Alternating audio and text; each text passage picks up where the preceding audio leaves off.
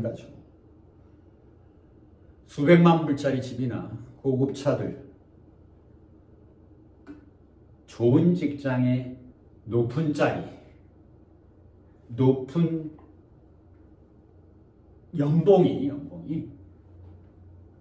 여러분 가슴에 품고 있는 여러분 가족의 아픈 일을 해결해 줄 수 있던가요?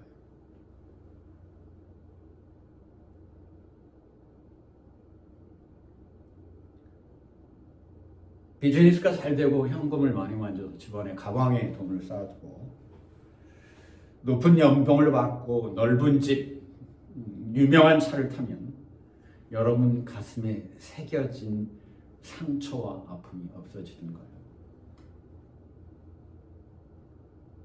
세상 과학이 발달하고 세상 사람들이 다 같이 더 높은 교육을 받으면 세상에 전쟁도 없어지고 사람들끼리 사기도 치지 않고 무시하지도 않고 협박도 하지 않고 미워하지도 않고 왕따시키지도 않는 세상이 올까요?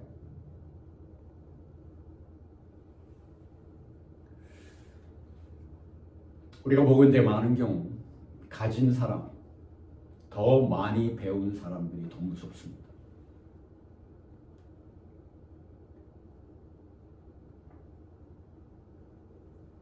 선함과 의로움이 없는 지혜와 지식과 슬기로움,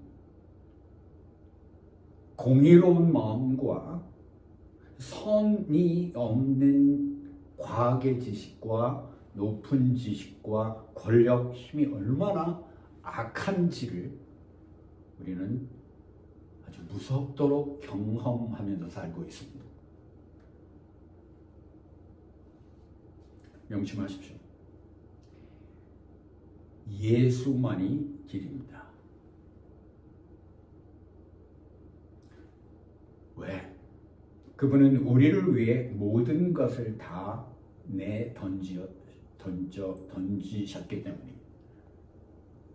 던질 수 있도록 우리를 위해서 모든 것을 다 희생하도록 준비되고 그만큼 사랑하시기 때문에 우리를 위해서 죽으셨기 때문입니다. 제 스스로도 그렇죠. 저의 영성이나 저의 그 신앙이 조금 약해지면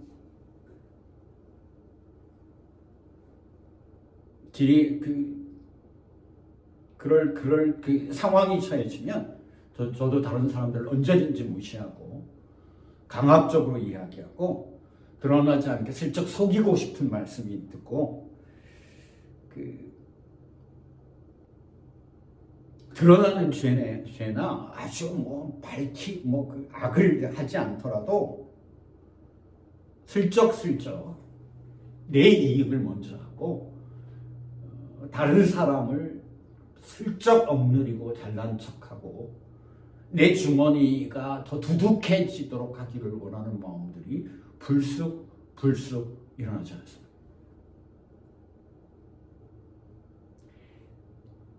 제가 예수를 생각하는 마음이 약해지거나 하나님이 나를 주시는 은혜와 영적인 그런 하나님의 말씀의 강도가 작아지면 언제든지 악한 생각을 할 수 있습니다.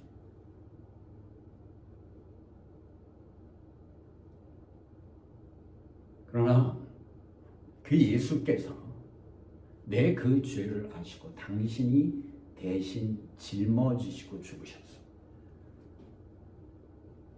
내가 다른 사람들을 슬쩍 무시하고 내 주머니를 위해서 머리를 굴리지 않더라도 내가 평안의 삶을 살 수 있는 은혜의 길로 나를 인도하실 분은 바로 그분임을 제가 믿습니다. 저는 그래서 그분을 믿습니다. 그분이 나의 인생뿐만 아니라 나의 영혼도 구원하실 분임을 믿습니다. 때문에 내가 슬기롭지 못하게 보여도 지혜롭지 못하게 보여도 저는 제 삶을 그분 예수께 맡기길 원합니다. 여러분께서 여러분의 신령 가운데 하나님께서 선교사로 부르시거든 응답하십시오. 그리고 선교사로 헌신하십시오. 목회자로 부르시거든 목회자의 길로 가십시오. 이 시대에 하나님의 부르심에 응답하시는 분들에게는 하나님께서 특별한 인도하심으로 인도하시고 보호할 것입니다. 그만큼의 특별한 은혜로 채우실 것입니다. 하나님께서 직접 하나님의 일을 위해서 부르셨다면 하나님께서 특별히 그 사람과 함께 하실 것입니다. 그것이 힘든 길임에도 알고 가는 사람들, 예수를 위해 고난당하는 사람들, 마태복음 5장 10절을 보니 의를 위하여 박해를 받는 자는 복이 있나니 하나님 나라가 그들 것이니라 하셨습니다. 하나님께서 특별한 부르심으로 여러분 심령을 흔드시면 응답하십시오. 하나님께서 그분을 은혜로 사용하실 것입니다. 그러나 보통 사람들 모두에게 선교사나 목회자로의 부르심은 부르시지도 않고 예수께서 오늘 말씀하시는 내 멍에는 쉽고 내 짐은 쉽고 가볍다는 그 짐이 아닙니다. 실제는 이렇습니다. 우리 믿음의 실제와 하나님이 함께 하시는 역사의 실제를 보면 예수 앞에 자신의 짐을 지고 오는 분들은 굉장히 많습니다. 그 앞에 회개하고 눈물을 기도하는 분들도 굉장히 많습니다. 문제는 그 짐을 내려놓고 예수 앞에 눈물로 기도한 후에 그냥 일어서서 가는 것이 아니라 다시 자신을 얽매운 그 짐을 다시 지고 갑니다. 거기에 예수께서 주시는 짐까지 얻었으니 더 무겁죠. 사실입니다.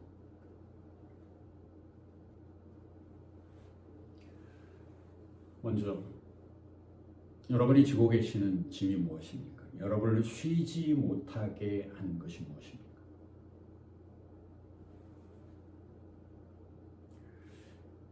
영혼의 믿음과 문제, 믿음의 문제, 그리고 마음속에 일어나는 문제들도 있을 것이고 실질적인 삶의 문제도 있을 것입니다. 모든 것을 다 설명드릴 수는 없고 우리가 실질적으로 일하는 외적인 문제 중 하나만 예로 드립니다. 우리 한국 사람들 어떤 특정한 한 사람만 있는 것이 아니라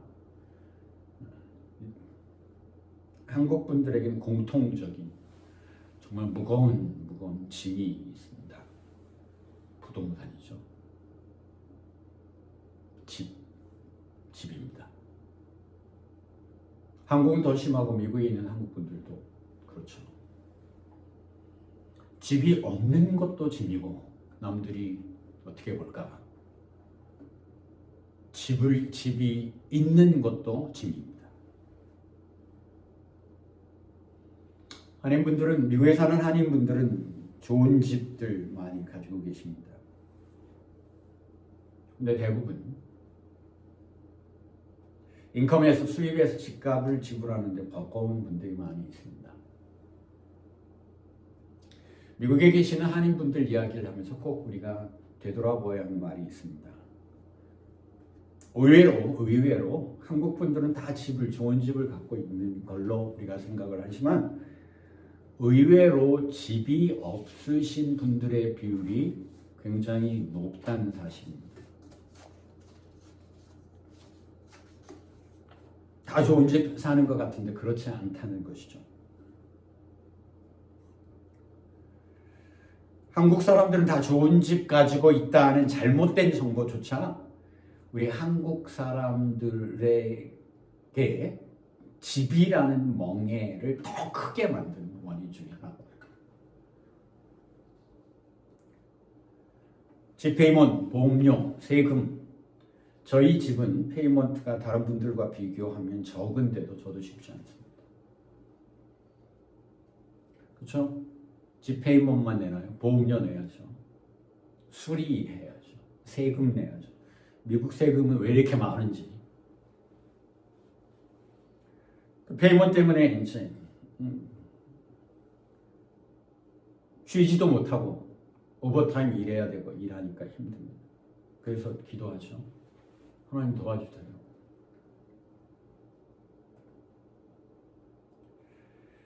이 집이 오늘 우리가 이야기하는 짐이라면 어떻게 하는 이 집에 대한 짐을 어떻게 하는 것이 예수의 십자가 앞에 짐을 내려놓는 것이고 어떻게 하는 것이 예수의 멍에를 메는 것입니다. 사업이 잘 돼서 한꺼번에 모게이지를 갚을 수 있게 해주십시오. 월급을 2배 더 올려준 직장으로 옮겨주셔서 페이먼 내는데 문제가 없도록 해주십시오.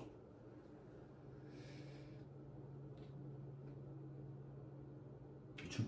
우리가 기도하는 방법입니다. 그리고 한국 분들이 큰 집을 사는 이유는 그렇죠. 첫째, 투자해야 되는 거, 집값이 오르는 거. 그리고 또 하나는 이 정도는 돼야지 내 수준에 맞지. 이 정도는 돼야지 다른 사람이 봐도 초대하도, 심지어는 교회 내에서도 다락방이나 구역 모임을 할 때 이 정도는 돼야지 내가 구역 식구들을 불러서 먹이기도 하고 이 정도는 돼야지 내가 되지.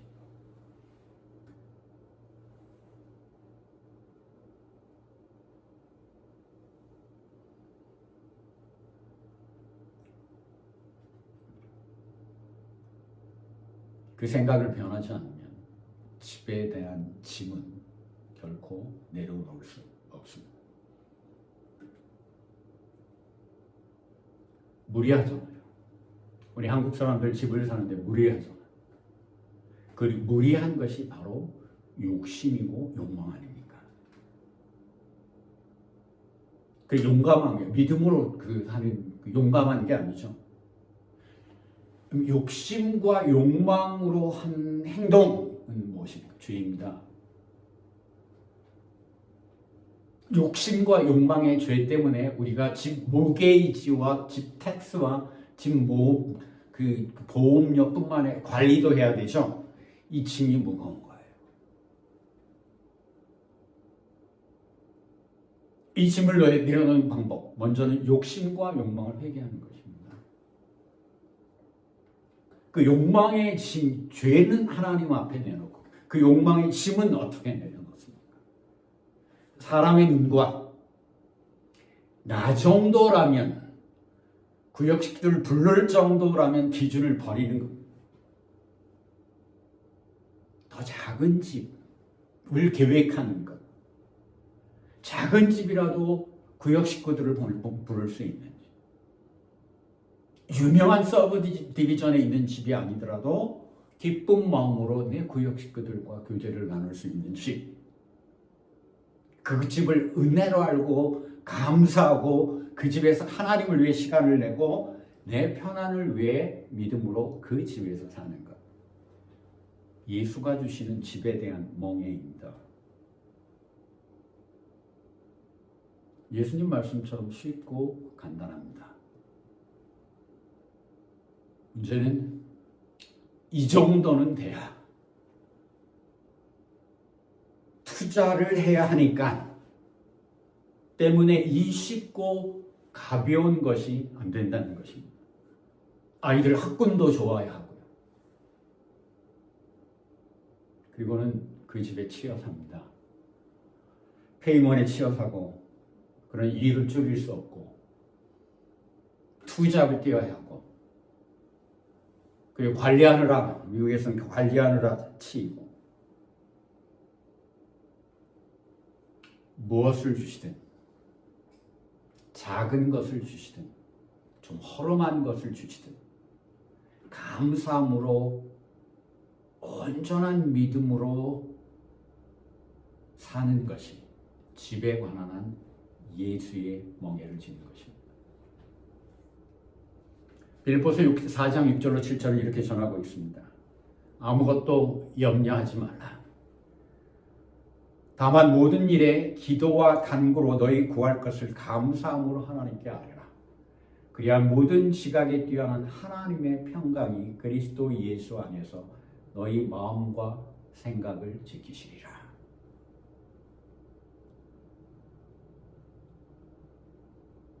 우리가 염려하는 짐, 우리가 지고 있는 짐의 대부분은 우리의 욕망, 욕심, 잘못된 판단, 이런 죄 때문이라는 것을 먼저 깨달아야 합니다.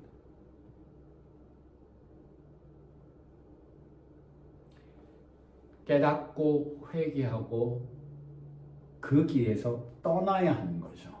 깨닫고 회개하고 그 길을 그대로 가는 것은 짐을 다시 들고 가는 것과 같습니다. 주신 것을 감사함으로 기쁘게 사용하여야 합니다. 우리의 삶을 하나님이 인도하신다는 전적 믿음 속에 사십시오. 그러면 주신 것에 감사하고 또 다른 은혜를 기다리고 소망할 수 있게 됩니다. 이것이 그리스도인들이 가지는 소망이고 온전히 십자가 앞에 우리의 인생을 맡기고 내려놓는 것입니다. 이를 위해서는 영적인 예민함이 있어야 합니다. 영적인 예민함으로 다른 사람의 눈, 시대, 세대에 따르지 않는 온전한 믿음으로 서는 것입니다. 우리 스스로 죄에부터 온 욕망과 욕심을 감시하는 것도 영적인 예민함입니다. 무거운 짐을 내려놓는, 그래서 예수께서 주시는 평안의 길을 걷는 것, 그래서 결단이고 은혜이고 믿음의 일입니다. 이 평안의 길을, 이 쉬는 길을 여러분과 제가 가기를 원합니다. 제가 집을 예로 말씀드렸습니다만 여러분 마음의 문제들, 다른 사람들과의 갈등의 문제, 가족의 문제도 마찬가지입니다. 인간 스스로가 망쳐버린 것도 인간은 고칠 수가 없습니다. 인간은 사실 따지면 우리를 만들 수도 없잖아요. 근데 내가 최고인 것처럼 행동합니다. 아무리 과학이 발달하더라도 인간은 어떤 진정한 의미의 창조를 할 수는 없어요. 인간이 할 수 있는 것은 망치고 쓰레기를 만드는 것뿐만 아니라 자기가 망치고 쓰레기 더미를 만들어놔도 인간은 어떻게 할 수가 없어요.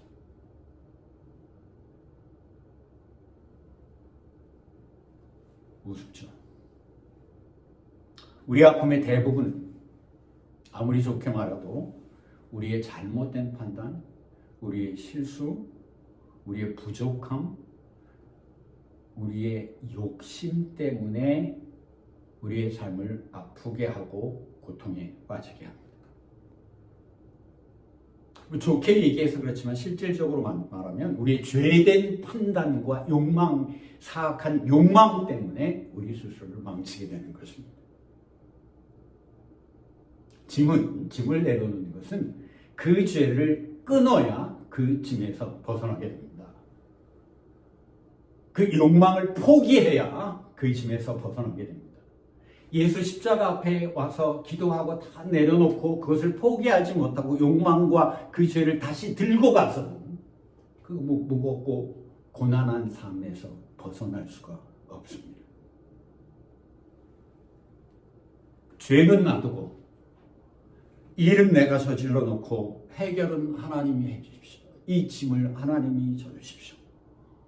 비즈니스 아주 잘 되게 하시고 월급이 2배 많은 직장으로 옮기게 해주십시오. 이게 됩니까? 예수 앞에 나아가야 합니다. 온전히 우리의 영혼과 육체 그리고 우리의 삶의 방법까지 예수 십자가 앞에 내려놓아야 합니다. 그리고 예수 십자가에 걸맞는 믿음의 삶으로 다시 십자가 위에서 앞에서 서야 합니다. 회개하고 그 죄에 관련된 것은 하지 않고 끊어내고 예수가 원하는 방법으로 세상을 바라봐요. 예수가 원하는 방법으로 살아야 합니다. 쉽죠?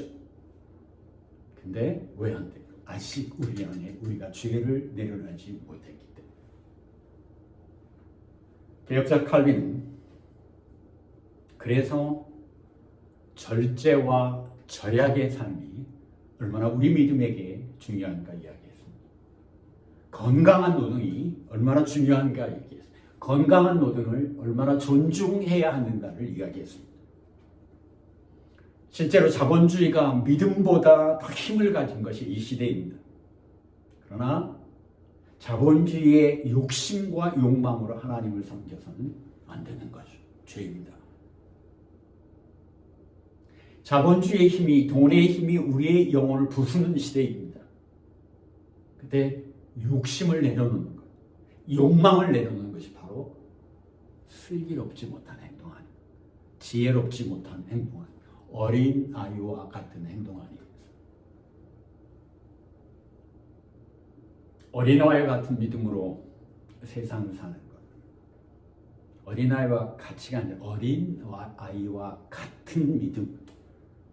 돈을 버는 것, 돈을 쓰는 것까지도 예수의 멍에를 매는 근검과 절제와 감사의 믿음으로 여러분과 제가 이 시대를 헤쳐나가는 참으로 지혜로운 사람이 되기를 소원합니다. 그때 하나님 나라의 구원뿐만 아니라 이 땅에서도 하나님이 주시는 평안으로 여러분 행복하게 사시는 길, 그 길이 믿음의 사람들에게는 보장되어 있습니다. 이 땅의 축복이 아니라 하나님 나라의 영원히 빛나고 값진 하나님 나라의 축복을 소원하는 여러분이 되죠. 그리하면 평안의 길, 쉼의 인생을 여러분이 이 땅에서 사용하실 수 있습니다. 그 쉼의 기간 동안 여러분 가정과 평화로운 삶을 사십시오. 여러분 가족과 사랑을 키우시고 교회를 통해서 하나님께 헌신하는 시간을 누리십시오. 그분은 하나님께서 인도하십니다.